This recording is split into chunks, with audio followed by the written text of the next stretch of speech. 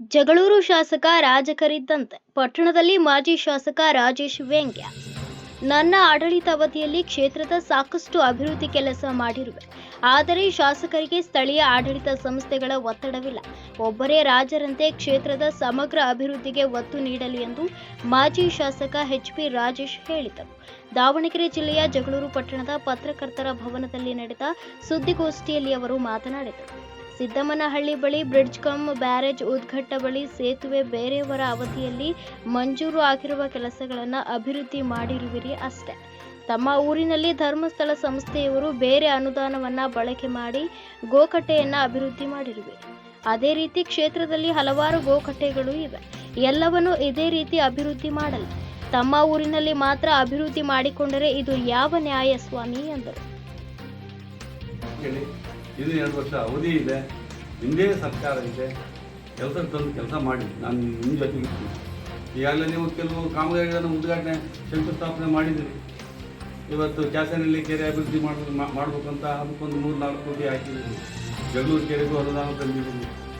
ನನಗೆ ಗೊತ್ತಿದೆ, ಕೆಲವು ನಮಗೆ ಗುತ್ತಿಗೆದಾರರು ಹೇಳ್ತಾ ಇದ್ರು, ಅಣ್ಣ ನಾನು ಇವತ್ತು ಶಂಕುಸ್ಥಾಪನೆ ಮಾಡಿದ್ದು ಅದಕ್ಕೆ ದುಡ್ಡೇ ಬಂದಿಲ್ಲ, ಸುಮ್ಮನೆ ಶಂಕುಸ್ಥಾಪನೆ ಮಾಡಿದ್ರು. ಎಲ್ಲಪ್ಪ ಕಾಮಗಾರಿ ಅಂತ ಕೇಳಿದ್ರೆ ಅಣ್ಣ ಅದನ್ನು ದುಡ್ಡು ಬಂದಿಲ್ಲ, ಇನ್ನೂ ಬೋರ್ಡ್ ಹಾಕಿದ್ದಾರೆ. ಈಗ ದುಡ್ಡು ಬಂದು ನಮ್ಮ ಅವಧಿಯಲ್ಲಿ ನಾವು ಯಾವ ಶಂಕುಸ್ಥಾಪನೆಗೆ ಹೋಗಿಲ್ಲ. ಪತ್ರಕರ್ತರು ತಮಗೆಲ್ಲ ಗೊತ್ತಿದೆ, ನೀವೇ ಮಾಡ್ಕೊಂಡ್ರಪ್ಪ ಅಂತ ಹೇಳಿದ್ದೆ, ಹೌದಲ್ಲ? ನಾನು ಸತ್ಯ ಮಾತಾಡ್ತಾ ಇದ್ದೀನಿ. ಭಾಳಷ್ಟು ಶಂಕುಸ್ಥಾಪನೆಗೆ ಬೋರ್ಡೇ ಇಲ್ಲ, ಏನಿಲ್ಲ, ಅವರೇ ಮಾಡಿ ದುಡ್ಡು ರೆಡಿ ದುಡ್ಡು. ಮತ್ತು ಕೆಲವು ಬೋರ್ಡ್ಗಳು ಹಾಕಿದೆ ಅಂತ ಅದಕ್ಕೆ ಅನುದಾನ ಇಲ್ಲ. ನನಗೆ ಗುತ್ತಿಗೆದಾರ ಹೇಳಿದ್ದು ನಾನು ಹೇಳ್ತಾ ಇದ್ದೀನಿ, ನನ್ನ ಮಾತಲ್ಲ ಇದು. ನಾನು ಕೇಳಿದೆ, ಈ ಕಾಮಗಾರಿ ಪ್ರಾರಂಭ ಮಾಡ್ಬೇಕಲ್ಲ ಅಂತ ಕೇಳಿದೆ, ಇದು ದುಡ್ಡಿಲ್ಲ ಅನ್ನೋದಕ್ಕೆ ಸುಮ್ಮನೆ ಶಾಸಕರು ಹೇಳಿದ್ರು, ಅದಕ್ಕೆ ಹಾಕಿದ್ದೀನಿ.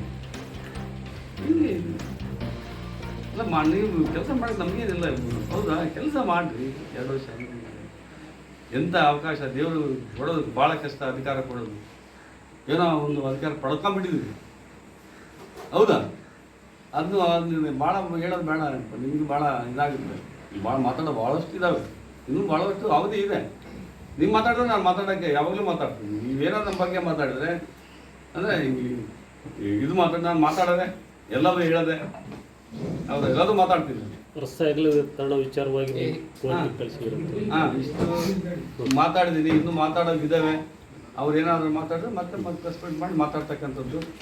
ಇನ್ನು ನಮ್ಮ ತಾಲೂಕು ಇದಾದ್ರು